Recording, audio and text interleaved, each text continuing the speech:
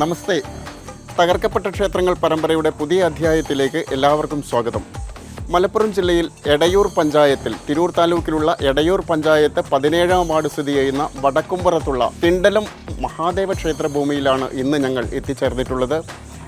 ഈ ക്ഷേത്രം പുരാതനമായി പൂർവികമായി ഒരു മഹാക്ഷേത്രമായിരുന്നു. വലിയ നിലയിൽ പ്രവർത്തിച്ചിരുന്ന ഈ ഗ്രാമത്തിൻ്റെ ഐശ്വര്യ ദേവനായി പ്രവർത്തിച്ചിരുന്ന ഒരു ക്ഷേത്രമായിരുന്നു. ഈ ക്ഷേത്രഭൂമിയിൽ ടിപ്പുവിൻ്റെ പടയോട്ടക്കാലത്തും 1921 നടന്ന മാപ്പിള കലാപകാലത്തും വലിയ രീതിയിൽ അക്രമം നടന്നിട്ടുണ്ട്. ആ അക്രമം നടന്ന അതിൻ്റെ അവശേഷിപ്പുകളൊക്കെ നമുക്കിവിടെയുണ്ട്. ഐതിഹ്യവും ചരിത്രവും കെട്ടുപിണഞ്ഞു കിടക്കുന്ന തിണ്ടലം മഹാദേവ ക്ഷേത്രഭൂമിയുടെ കാഴ്ചകളിലേക്ക് എല്ലാവർക്കും സ്വാഗതം.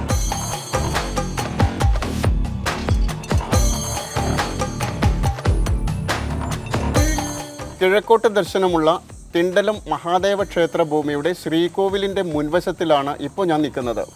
ഈ ശ്രീകോവിലിൻ്റെ മുൻവശത്ത് സോപാനത്തിൻ്റെ ഇരുഭാഗങ്ങളിലുമായിട്ട് 2 ദ്വാരപാലകരുടെ ശില്പങ്ങൾ നമുക്ക് കാണാൻ സാധിക്കും. ഈ ശില്പങ്ങൾ പൂർണ്ണമായും തകർന്ന നിലയിലാണ്. നെഞ്ച്, അതുപോലെ തന്നെ കൈകാലുകൾ എല്ലാം ഹാമർ ഉപയോഗിച്ച് അടിച്ച് തകർത്ത നിലയിലാണ്. ഈ ഒരു ലക്ഷണം കാണുമ്പോൾ നമുക്ക് വ്യക്തമായും കൃത്യമായും നേരത്തെ ധാരാളം ക്ഷേത്രങ്ങൾ നമ്മൾ ഇതുപോലെ തന്നെ കണ്ടിട്ടുണ്ട്. ഇതേ നെഞ്ച് തകരുന്ന കാഴ്ച തന്നെ നമ്മൾ കണ്ടിട്ടുണ്ട്. അതുകൊണ്ട് തന്നെ ഈ അടയാളം വെച്ച് നോക്കുമ്പോൾ ഇത് ടിപ്പുവിൻ്റെ പടയോട്ടക്കാലത്ത് തകർക്കപ്പെട്ട ദ്വാരപാലകരുടെ ശില്പമാണ്. അപ്പോൾ ടിപ്പുവിൻ്റെ പടയോട്ടക്കാലത്ത് അതിശക്തമായ ഒരു അക്രമം നേരിട്ട ഒരു ക്ഷേത്രമാണ് ഇത് എന്ന് നമുക്ക് സംശയലേശമന്യേ പറയാൻ സാധിക്കും.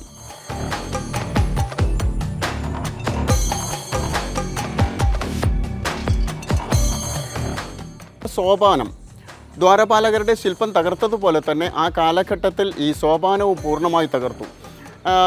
വർഷങ്ങൾക്ക് മുമ്പ് ഞാൻ ഈ ക്ഷേത്രത്തിൽ നേരത്തെ വന്നിരുന്നു. അന്ന് ഈ ക്ഷേത്രത്തിൻ്റെ സോപാനം പൂർണ്ണമായും തകർന്ന നിലയിലാണ്.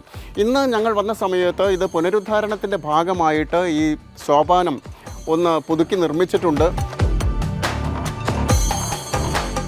പിറകിൽ കാണുന്നത് ഗണപതിയും ദക്ഷിണാമൂർത്തിയും ഒരുമിച്ചിരിക്കുന്ന തിണ്ടലം മഹാദേവ ക്ഷേത്രഭൂമിയിലെ ഉപപ്രതിഷ്ഠകളുടെ ഉപക്ഷേത്രമാണ്.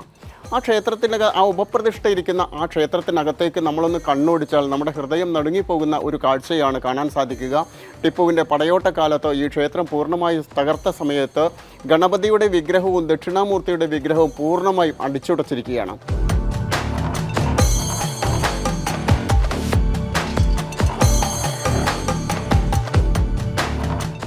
ആ അടിച്ചുടച്ച വിഗ്രഹം ചേർത്ത് ചാരി വെച്ചിട്ടാണ് ഇപ്പോഴും ആ ക്ഷേത്രത്തിൽ ഗണപതിയെയും ദക്ഷിണാമൂർത്തിയെയും ആരാധിക്കുന്നത്. അതുപോലെ തന്നെ ഇവിടെ അയ്യപ്പൻ ഒരു ഉപപ്രതിഷ്ഠയായിരുന്നു. ആ അയ്യപ്പൻ്റെ വിഗ്രഹവും തകർത്തു. അതിനുശേഷം അവരിപ്പോൾ പുതിയ വിഗ്രഹം പ്രതിഷ്ഠിച്ച് ക്ഷേത്രത്തിന് പുറത്ത് ഒരു ക്ഷേത്രം നിർമ്മിച്ച് അവിടെ പ്രതിഷ്ഠിച്ചിരിക്കുകയാണ്.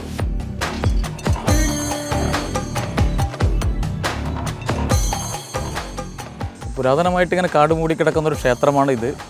അപ്പോൾ നമ്മളൊക്കെ ഈ ക്ഷേത്രത്തിൽ വരുന്ന കാലഘട്ടത്തിൽ ക്ഷേത്രത്തിൻ്റെ അവസ്ഥ ഇങ്ങനെ ആയിരുന്നില്ല. വളരെ ശോച്യമായ രീതിയിലായിരുന്നു. പലതും തകർക്കപ്പെട്ട രീതിയിൽ തന്നെ ആയിരുന്നു. അപ്പോൾ നമ്മൾ ഈ ടിപ്പുവിൻ്റെ പടയോട്ട കാലഘട്ടങ്ങളിലൊക്കെ ഇങ്ങനെ ഒരുപാട് ക്ഷേത്രങ്ങൾ തകർക്കപ്പെട്ടിട്ടുണ്ട് എന്ന് ഒരുപാട് കാര്യങ്ങൾ അറിയാൻ സാധിച്ചിട്ടുണ്ട്. അപ്പോൾ ഏകദേശം അത്തരത്തിലൊരു ക്ഷേത്രം തന്നെയാണ് ഇത് എന്നാണ് ഞാൻ മനസ്സിലാക്കുന്നത്. കാരണം നമ്മൾ ഈ ക്ഷേത്രത്തിൻ്റെ പ്രധാന പ്രതിഷ്ഠ ഇരിക്കുന്ന ഭാഗത്തുള്ള ദ്വാരപാലകർ 2 പേരുടെയും കൈകൾ അംഗഭംഗം വന്നിട്ടുണ്ട്. അപ്പോൾ കുറേ നമ്മൾ ഇതിൻ്റെ അന്വേഷണത്തിൽ ഇത്തരത്തിൽ ടിപ്പുവിൻ്റെ പടയോട്ട കാലഘട്ടങ്ങളിലാണ് ഇങ്ങനെ തകർക്കപ്പെട്ടതെന്ന് മനസ്സിലാക്കാൻ സാധിച്ചിട്ടുണ്ട്. എന്നിരുന്നാലും നമ്മൾ ക്ഷേത്രത്തിൻ്റെ ചൈതന്യം ഒരു തരിമ്പ് പോലും നഷ്ടപ്പെടുത്താതെ സൂക്ഷിക്കാൻ ആ ദ്വാരപാലകർക്കായിട്ടുണ്ട് എന്നാണ് ഇവിടെയുള്ള പുരാതനമായിട്ടുള്ള ആളുകൾ പറഞ്ഞു കേട്ടിട്ടുള്ളത്. കാരണം അത്രയേറെ ചൈതന്യമുള്ള ഒരു ശക്തിമത്തായ ഒരു ക്ഷേത്രമാണ് ഇതെന്നാണ് എല്ലാ നാട്ടുകാരും നമ്മൾ അന്വേഷിച്ചവരൊക്കെ അറിഞ്ഞിട്ടുള്ളത്. മറ്റു ക്ഷേത്രങ്ങളെ അപേക്ഷിച്ച് ഇവിടെയുള്ള സപ്തമാതൃക്കളുടെ പ്രതിഷ്ഠയ്ക്ക് പ്രത്യേകതയുണ്ട്.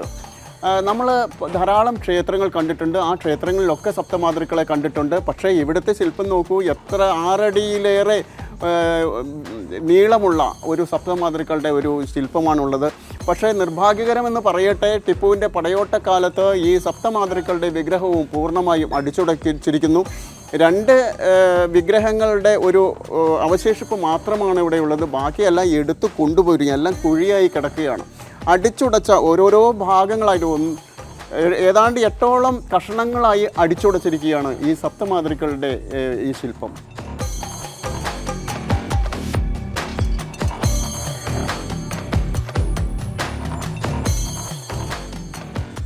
തിണ്ടലം മഹാദേവ ക്ഷേത്രത്തിൻ്റെ ശ്രീകോവിലിന് തൊട്ടു മുന്നിലുള്ള നമസ്കാര മണ്ഡപത്തിൻ്റെ തറയാണിത്.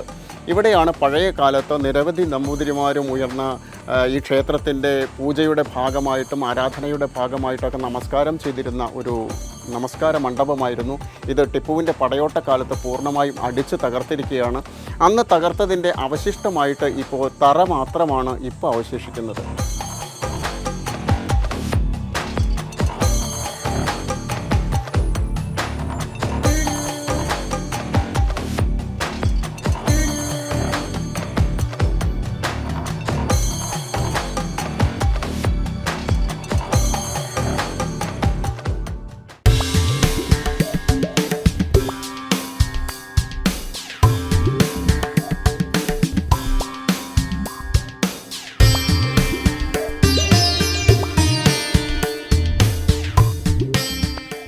തിണ്ടലം മഹാദേവ ക്ഷേത്രത്തിൻ്റെ ശ്രീകോവിൽ സ്ഥിതി ചെയ്യുന്നത് വട്ട ശ്രീകോവിലാണ്. വളരെ അപൂർവമായിട്ടാണ് വട്ട ശ്രീകോവിൽ ഉണ്ടാവുക. 3 തരത്തിലാണ് നമ്മുടെ ശ്രീകോവിലുകൾ ഉണ്ടാകാറുള്ളത്. ചതുര ശ്രീകോവിൽ, ഗജപൃഷ്ഠാകൃതി, അതുപോലെ വട്ട ശ്രീകോവിൽ. ഇത് വട്ട ശ്രീകോവിലുള്ള ക്ഷേത്രമാണ്. ഭാവനയുള്ള ഒരു ശില്പിയുടെ കരവിരുതിൽ തീർത്ത അതിമനോഹരമായ ഒരു ശ്രീകോവിലാണ്. അതിൻ്റെ കൊത്തുപണികളൊക്കെ നമുക്ക് കാണാം. ചെങ്കല്ലിൽ ആണ് അതിൻ്റെ കൊത്തുപണികളൊക്കെ. മാത്രമല്ല അതിൻ്റെ മേൽക്കൂര അഷ്ടകോണാകൃതിയിലാണ്. വളരെ അപൂർവമായിട്ട് അഷ്ടകോണാകൃതിയിലുള്ള മേൽക്കൂരയുള്ള ക്ഷേത്രങ്ങൾ കാണാൻ നമുക്ക് സാധിക്കുകയുള്ളൂ.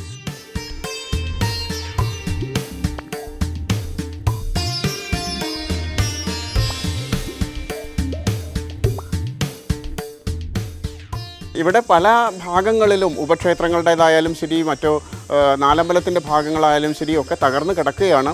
ഓരോരോ ഭാഗങ്ങൾ അവർ കുറേശ്ശെ ഈ കമ്മിറ്റികളുടെ നേതൃത്വത്തിൽ പുനരുദ്ധാരണം ചെയ്തുകൊണ്ടിരിക്കുന്ന കാഴ്ചയും അനുബന്ധമായി നമുക്കിവിടെ കാണാൻ സാധിക്കുന്നുണ്ട്.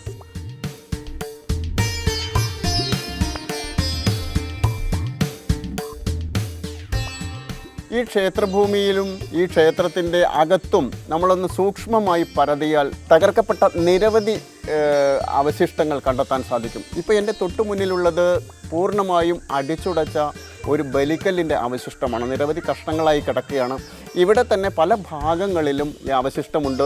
നേരെ പുറത്തിറങ്ങിക്കഴിഞ്ഞാൽ, നാലമ്പലത്തിന് പുറത്തിറങ്ങിക്കഴിഞ്ഞാൽ ആ ക്ഷേത്രത്തിൻ്റെ ചുറ്റുഭാഗത്തും പൂർണ്ണമായും അടിച്ചുടച്ച പല ക്ഷേത്രത്തിൻ്റെ പല അവശിഷ്ടങ്ങളും നമുക്ക് കണ്ടെത്താൻ സാധിക്കും. പൂർണ്ണമായും അടിച്ചു തകർത്ത നിരവധി അവശിഷ്ടങ്ങളുള്ള, അതിൻ്റെ തെളിവുകൾ അവശേഷിക്കുന്ന ഒരു വലിയ ക്ഷേത്രഭൂമിയാണ്, ഒരു വലിയൊരു ക്ഷേത്രമാണ് തിണ്ടലം മഹാദേവ ക്ഷേത്രം.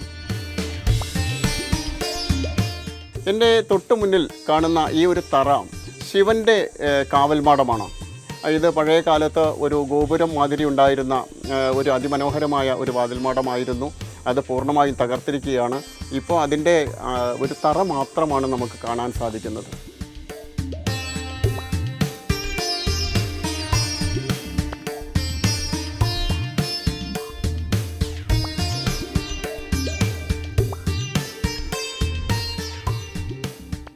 തിണ്ടലം മഹാദേവ ക്ഷേത്രത്തിൻ്റെ കിഴക്ക് ഭാഗത്തുള്ള വലിയ ബലിക്കല്ലിൻ്റെ മുന്നിലാണ് ഇപ്പോൾ ഞാൻ നിൽക്കുന്നത്.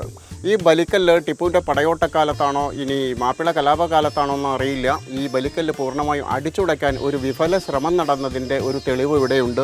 നോക്കൂ, ഇവിടെ അതിൻ്റെ കല്ല് ഒക്കെ അടിച്ചു തകർത്തിൻ്റെ അടയാളം നമുക്കിവിടെ കാണാം. അതുപോലെ തന്നെ കല്ലൊക്കെ ഈ ഭാഗത്തൊക്കെ, ഈ ബലിക്കല്ലിൻ്റെ ചുറ്റുഭാഗത്തൊക്കെ അവശേഷിക്കുന്നുണ്ട്. ഈ ബലിക്കല്ലും തകർക്കാൻ വേണ്ടിയ ഒരു ശ്രമം ആ കാലഘട്ടത്തിൽ നടന്നിരുന്നു.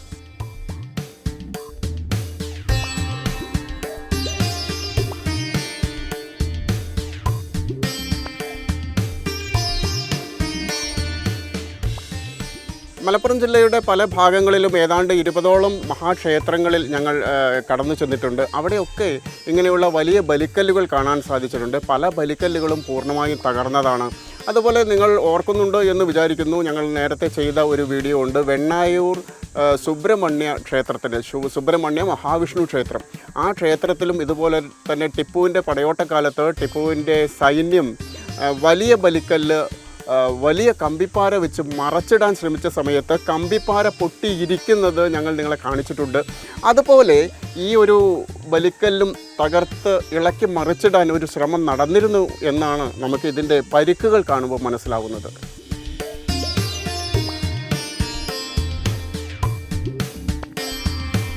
അങ്ങനെയുള്ള ഒരുപാട് കാര്യങ്ങൾ ഇവിടെ തകർക്കപ്പെട്ട രീതിയിൽ തന്നെ ആയിരുന്നു.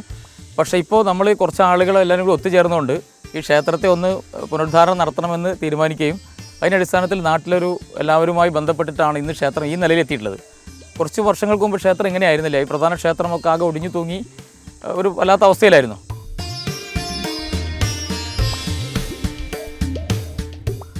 ഒരു 10 വർഷമായിട്ട് ശിവരാത്രി മാത്രം ഒന്നിങ്ങനെ ചെറിയ തോതിലിങ്ങനെ ചെയ്യും, അതിൽ ഒതുങ്ങുക, വേറെ ഒന്നുമില്ല. ഒരു നവകം പഞ്ചവും ഉണ്ടാവും ശിവരാത്രിക്ക്, വേറെ ഒന്നും പ്രത്യേകിച്ചൊന്നും ചെയ്യാറില്ല.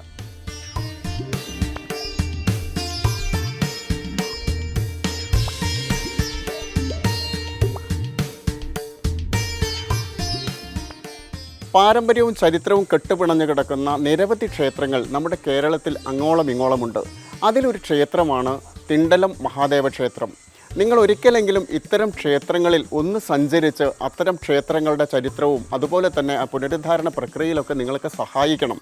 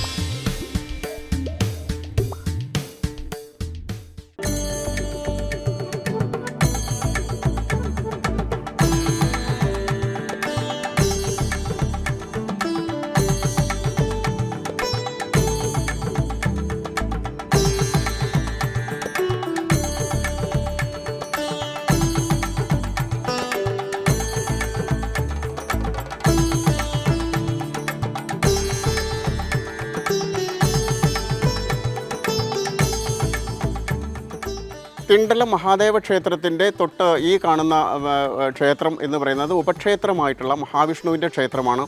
ഈ ക്ഷേത്രവും ആ ക്ഷേത്രത്തിൻ്റെ തൊട്ട് മുന്നിലുള്ള നമസ്കാര മണ്ഡപവും പഴയ കാലത്ത് പൂർണ്ണമായും തകർത്തതായിരുന്നു. ഇതിൻ്റെ മേൽക്കൂര അടുത്ത കാലത്താണ് പുനരുദ്ധാരണം ചെയ്തത്.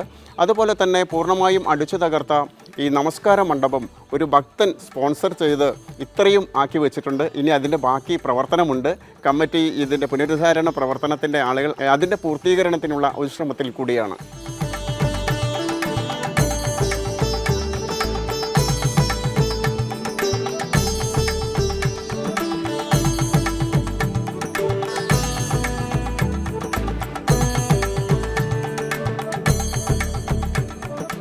എൻ്റെ തൊട്ടരികിൽ കാണുന്നത് ഒരു പുരാതന നിർമ്മിതിയാണ്. ക്ഷേത്രത്തിൻ്റെ ഉത്സവത്തിൻ്റെ ഭാഗമായിട്ടുള്ള ചില നിർമ്മിതികളാണ്.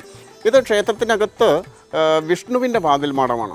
ഈ വിഷ്ണുവിൻ്റെ വാതിൽമാടം, അതിൻ്റെ തൊട്ടപ്പുറത്ത് മുളയറ. ഈ മുളയറ എന്ന് പറഞ്ഞാൽ ഉത്സവകാലത്ത് നവധാന്യങ്ങൾ മുളപ്പിക്കുന്ന ഒരു അറയാണ്. അങ്ങനെയുള്ള ഒരു പഴയ ഒരു കെട്ടിടമായിരുന്നത്. ഈ കെട്ടിടം ടിപ്പുവിൻ്റെ പടയോട്ടക്കാലത്ത് തകർക്കപ്പെട്ടു. ഇപ്പോൾ അതിൻ്റെ തറയും അതുപോലെ തന്നെ ഭിത്തിയും മാത്രമേ അവശേഷിക്കുന്നുള്ളൂ. നിർമ്മാണ പ്രവർത്തനത്തിൻ്റെ ഭാഗമായി ഈ മുളയറയും അതുപോലെ തന്നെ വിഷ്ണുവിൻ്റെ വാതിൽമാടവും ഒക്കെ നവീകരിക്കാനുള്ള ശ്രമത്തിലാണ് ഇവിടുത്തെ കമ്മിറ്റികൾ.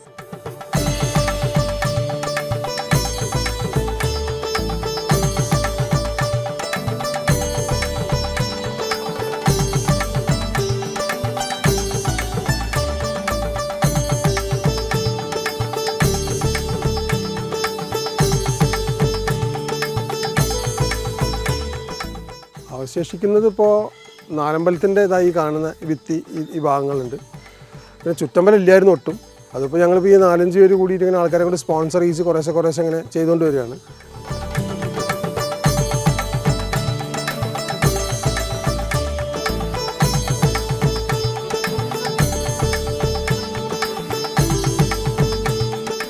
തിണ്ടലം മഹാദേവ ക്ഷേത്രത്തിൻ്റെ ചുറ്റമ്പലത്തറയാണിത്. ഈ ചുറ്റമ്പലത്തറയുടെ മുകളിലാണ് ഞാൻ നിൽക്കുന്നത്. ഈ ക്ഷേത്രത്തിൻ്റെ ചുറ്റുഭാഗവും അതിമനോഹരമായ രീതിയിൽ ചുറ്റമ്പലം ഉണ്ടായിരുന്നു. ടിപ്പുവിൻ്റെ പടയോട്ടക്കാലത്ത് ഈ ക്ഷേത്രം പൂർണ്ണമായും അടിച്ചു തകർത്ത കൂട്ടത്തിൽ ഈ ചുറ്റമ്പലവും തകർത്തിരിക്കുകയാണ്. ഇപ്പോൾ അതിൻ്റെ തറ മാത്രമേ ഉള്ളൂ. ഓരോരോ ഭാഗങ്ങളായിട്ട് പുനരുദ്ധാരണ കമ്മിറ്റി കുറേശ്ശെ ആ ചുറ്റമ്പലം പൂർവ്വസ്ഥിതിയിലേക്ക് കൊണ്ടുവന്നിരിക്കുകയാണ്. ഇപ്പോൾ ഏതായാലും ഇനിയും ഏതാണ്ട് പകുതിയിലേറെ ചുറ്റമ്പലം പൂർവ്വസ്ഥിതിയിലേക്ക് കൊണ്ടുവരാനുണ്ട്. അതിൻ്റെ പ്രവർത്തനത്തിലാണ് കമ്മിറ്റി അംഗങ്ങൾ.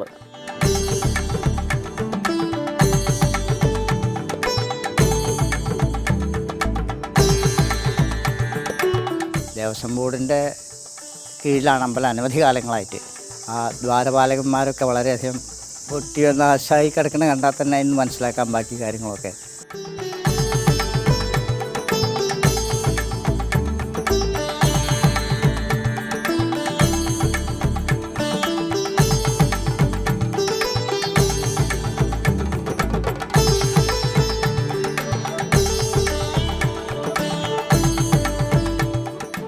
നിത്യപൂജ, ദിവസപൂജ, പിന്നെ പാൽപ്പായസങ്ങൾ, പായസം, പിന്നെ ഇളനീർധാര, പിന്നെ നെയ്വിളക്ക്, പിൻവിളക്ക്, എല്ലാ വഴിപാടുമുണ്ട്. പുഷ്പാഞ്ജലി ഒക്കെ എല്ലാ വഴിപാടുമുണ്ട്. അതുപോലെ വൃശ്ചികമാസമൊക്കെ ആയി കഴിഞ്ഞാൽ മണ്ഡലം 40 ദിവസം വഴിപാടുകളും കാര്യങ്ങളൊക്കെ ഉണ്ട്. ചുറ്റുവിളക്ക് ഉണ്ടാവാറുണ്ട്. എല്ലാ കാര്യങ്ങളും അപ്പം ഇങ്ങനെ നടന്നു പോകുന്നുണ്ട്.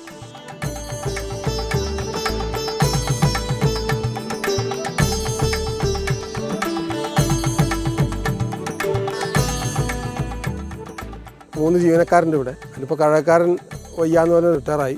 ശാന്തിക്ക് ആളെ കിട്ടാൻ പാട്, ശാന്തിക്കാരനും വയ്യ. ഒരു അടിച്ചാളി പോസ്റ്റ് ഉണ്ട്. പൂജയും കഴകവും മുട്ടിയ ചരിത്രവും ഇവിടെ ഉണ്ടായിട്ടില്ല.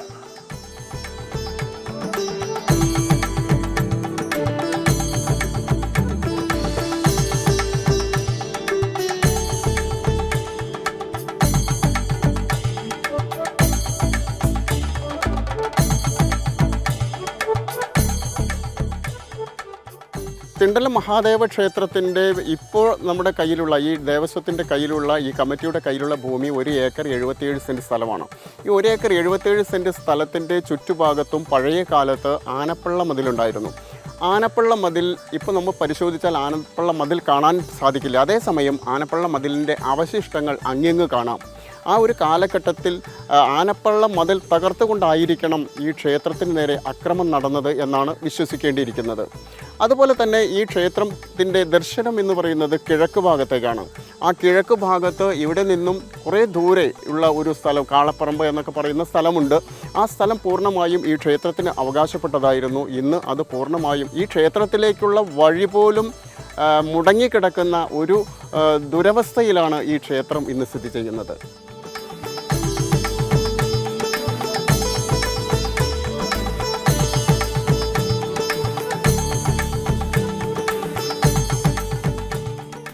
അപ്പോൾ മഹാദേവൻ്റെ പിൻഭാഗത്തു കൂടിയാണ് ഇപ്പോൾ കയറി വരുന്നതൊക്കെ. അങ്ങനെയാണ് ഇപ്പോൾ വഴി കാണുന്നത്. മുമ്പിലേക്ക് വഴി കാണാനില്ല. അപ്പോൾ അതൊക്കെ പോയതാണോ മുമ്പുണ്ടായിരുന്നോ എന്നുള്ളതൊന്നും നമുക്ക് പറയാൻ നിശ്ചയമില്ല.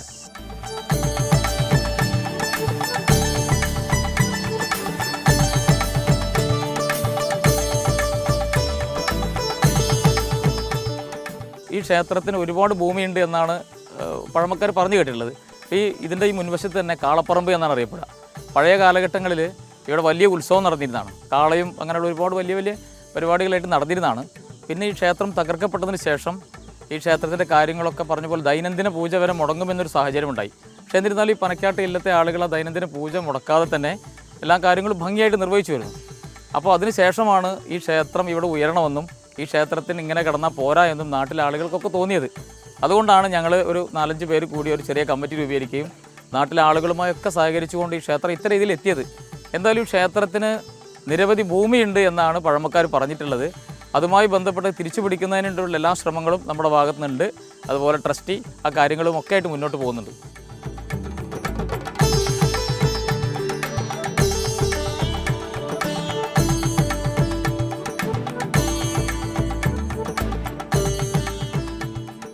ഒരു 3 കോടി രൂപ ഉണ്ടായാലും തീരില്ല. അത്രയും പൈസ വേണം. ആ ശ്രമത്തിലാണ് ഞങ്ങൾ. ഇപ്പോൾ ചുറ്റമ്പലത്തിൻ്റെ പണിയാണ് ചെയ്തുകൊണ്ടിരിക്കുന്നത്. അതിപ്പോൾ ഏകദേശം ഈ ഒരു മാസം കൊണ്ട് തീരും ഏകദേശം ചുറ്റമ്പലം. പിന്നെ ഇനിയിപ്പോൾ വാതിൽമാടങ്ങളുണ്ട്, മുളയറ, അങ്ങനെ ഉള്ള കാര്യങ്ങളുടെ ഉള്ളിലുണ്ട്.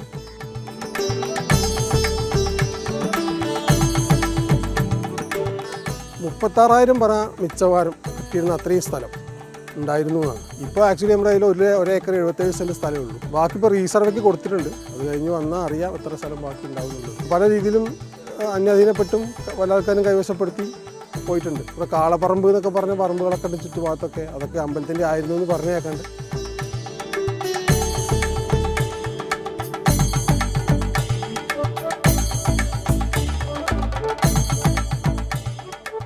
തിണ്ടലം മഹാദേവ ക്ഷേത്രത്തിൻ്റെ നിർമ്മാണ കാലത്ത് ഈ ക്ഷേത്രത്തിൻ്റെ മേൽക്കൂരയും അതുപോലെ ചുറ്റമ്പലവും നാലമ്പലവും എല്ലാം ഓലയിൽ നിർമ്മിച്ചതായിരുന്നു. ഓലയായിരുന്നു മേൽക്കൂര. അതിനുശേഷം ഒരു കാലഘട്ടത്തിൽ ശ്രീകോവിൽ പൂർണ്ണമായും മേൽക്കൂര മാറോട് മേഞ്ഞിരുന്നു എന്നുള്ളതാണ്. പക്ഷേ നമുക്ക് മാറോട് മേഞ്ഞിരുന്നു എന്ന് മാത്രം ഇവിടെ എല്ലാവരും പറയുന്നു. പക്ഷേ നമ്മൾ ഈ ക്ഷേത്രഭൂമിയൊക്കെ ഒട്ടാകെ ഒന്ന് പരതിയപ്പോൾ അതിൻ്റെ അവശിഷ്ടം കണ്ടു. ഇതാണ് മാറോടിൻ്റെ കഷ്ണങ്ങൾ. ആ കാലത്ത് ഉണ്ടായ അക്രമത്തിൽ തകർക്കപ്പെട്ട ക്ഷേത്രത്തിൻ്റെ മാറോടിൻ്റെ കഷ്ണങ്ങളാണിത്.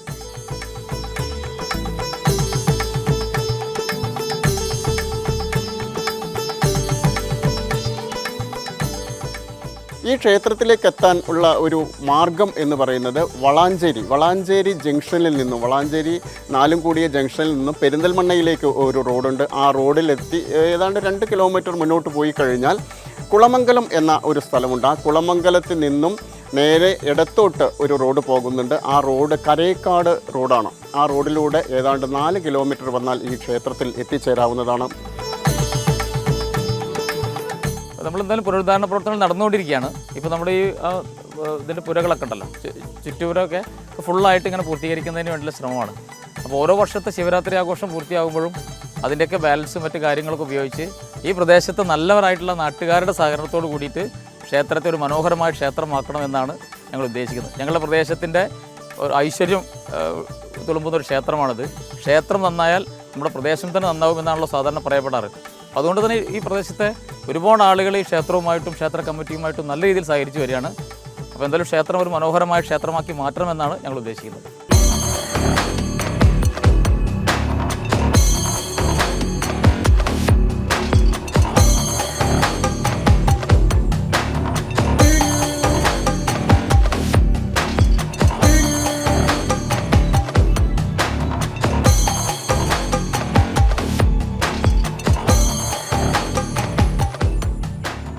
മലപ്പുറം ജില്ലയിൽ എടയൂർ പഞ്ചായത്തിൽ വടക്കുംപുറത്തുള്ള തിണ്ടലം മഹാദേവ ക്ഷേത്രത്തിൻ്റെ ചരിത്രവും അതുപോലെ തന്നെ വർത്തമാന കാഴ്ചകളും നമ്മൾ കണ്ടു. മലപ്പുറം ജില്ലയിൽ തന്നെ ഇനിയും ധാരാളം ക്ഷേത്രങ്ങൾ ഇതുപോലെ തകർന്നു കിടക്കുന്നുണ്ട്. അവിടങ്ങളിലൊക്കെ ഞങ്ങൾ കടന്നു ചെല്ലാൻ വേണ്ടി പോവുകയാണ്. മാത്രമല്ല കേരളത്തിൻ്റെ ഒരറ്റം മുതൽ മറ്റേ അറ്റം വരെയുള്ള തകർന്നു കിടക്കുന്ന ക്ഷേത്രങ്ങളിലേക്ക് ജനം TV ഇറങ്ങി ചെല്ലുകയാണ്. നിങ്ങളുടെ നാട്ടിൽ ഇത്തരം തകർക്കപ്പെട്ട ക്ഷേത്രങ്ങളുണ്ടെങ്കിൽ ഞങ്ങളെ അറിയിക്കുക. മറ്റൊരു തകർന്ന ക്ഷേത്രത്തിൻ്റെ കാഴ്ചകളും വിശേഷങ്ങളുമായി അടുത്ത എപ്പിസോഡിൽ കാണും വരേക്ക് എല്ലാവർക്കും നമസ്കാരം.